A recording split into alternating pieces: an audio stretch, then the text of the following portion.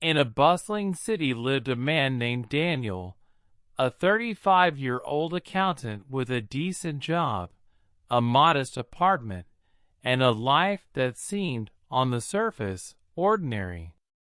But what set Daniel apart was his outlook on life. No matter what came his way, he always found a reason to smile, a lesson to learn, or a way to grow. It hadn't always been this way. 5 years ago, Daniel was the embodiment of negativity. Every setback felt like the end of the world, and he often blamed circumstances, others, or fate for his misfortunes. But a chance encounter changed everything. One rainy evening, Daniel's car broke down on his way home from work. Frustrated, he stood by the roadside, drenched and cursing his bad luck. A passerby, an elderly man with a warm smile, stopped to help. Together, they managed to get the car running again. As they parted ways, the old man said something that stuck with Daniel.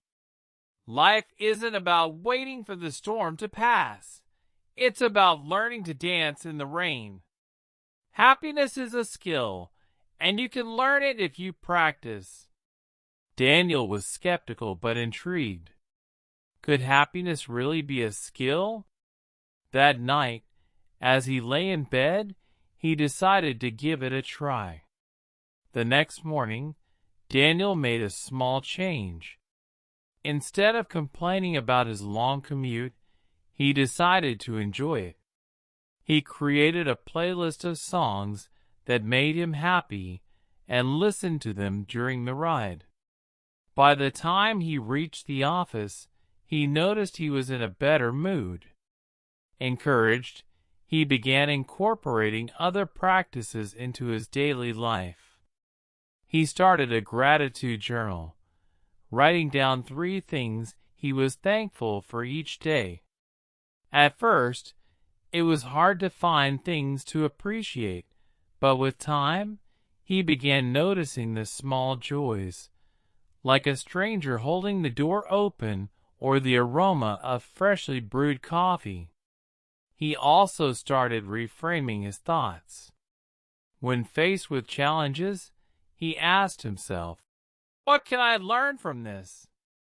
Instead of dwelling on problems, he focused on solutions. As weeks turned into months, Daniel's new mindset began to transform his life. He became more approachable and positive, which improved his relationships with coworkers, friends, and family. His boss noticed his upbeat attitude and assigned him to lead a project.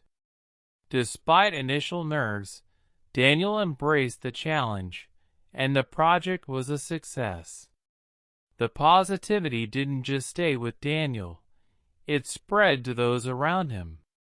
His colleagues started adopting some of his habits, like the gratitude journal, and the workplace became a more harmonious environment. Life, however, is not without its tests.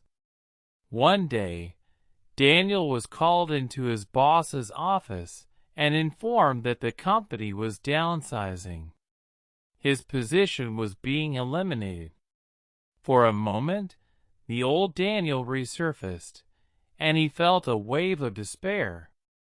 But he quickly remembered the lessons he had learned. He went home, took out his journal, and wrote, "I am grateful for the skills I've gained in my job. I am grateful for the time this change gives me to explore new opportunities. I am grateful for the support of my friends and family." Instead of spiraling into negativity, Daniel took action. He updated his resume, reached out to his network, and attended workshops to improve his skills.